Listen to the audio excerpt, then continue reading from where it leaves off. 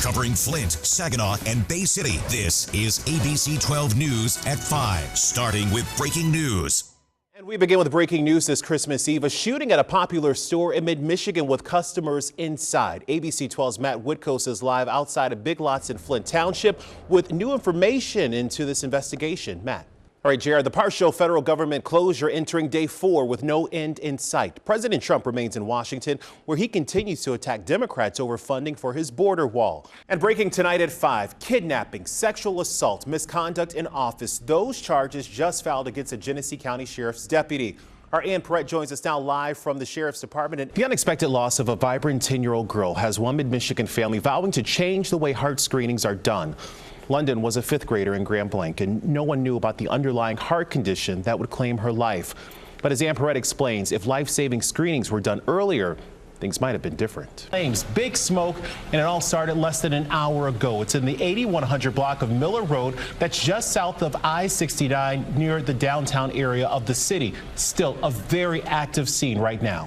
Hey, Matt, question for you. We just saw over the past, since we started the newscast, that the fire is continuing to grow. Can you talk a little about the manpower that's out there? Because several departments are out there having to battle this. Yes, the manpower has been just a tough situation all around. Really sad situation, especially for those families that may have had some type of service or whatnot this evening. And you know, I'm imagining if you are in this downtown Swartz Creek area to maybe stay away from that area, you know, as they try to work to get that massive fire under control. I mean, just take a look at it right there live on our screen, and it's just really heartbreaking as the flames continue to shoot. Fire crews from all across the area there working to get this fire under control.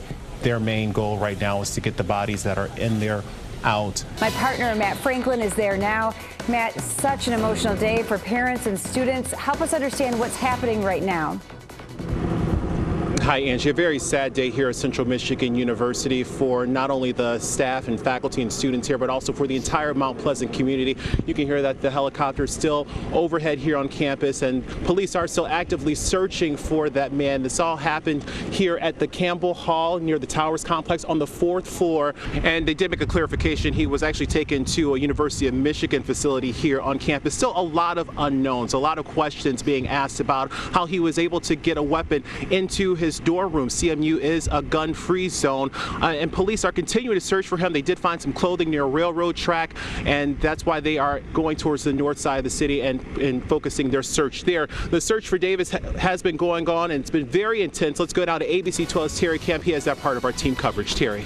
Our coverage now continuing now with ABC 12's Ann Perrette. And you talked a lot with students today about what they had to deal with, scary moments considering what we just came off of the past few weeks. I'm sure there's a lot of fear going through their heads when they heard those shots. Well, Angie, campus is very quiet right now. Police are standing guard here at Campbell Hall on the campus of Central Michigan University after that shooting that took place on the 4th floor. Right there, actually where you see that window is open, is where it happened. You saw the suspect. Now let's take a look at his parents, the victims. This is James Davis Sr. and Diva Davis.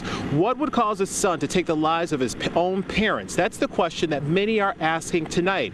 Let's take you back to 8:30 this morning at the 4th floor of Campbell Hall. That's when shots were fired, sending the university into a lockdown. Police from various agencies work here on the scene trying to investigate what that shooting was, and then it turned into a search for that 19-year-old James Eric Davis Jr., who was considered very dangerous. Police still looking for him at this hour. Now, as students were being released very slowly this afternoon, I caught up with a student who was in class when the lockdown began. A lot of shock, not only from students, but also from residents here in Mount Pleasant. We've been told that this is actually the 12th shooting at a school that's happened since 2018 began. Police still searching for that shooter. They're focusing on the north part of town.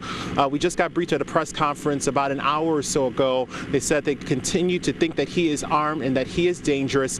They're searching for him near some railroad tracks. In the meantime, campus is quiet as those students began their spring break. Police started releasing them this afternoon.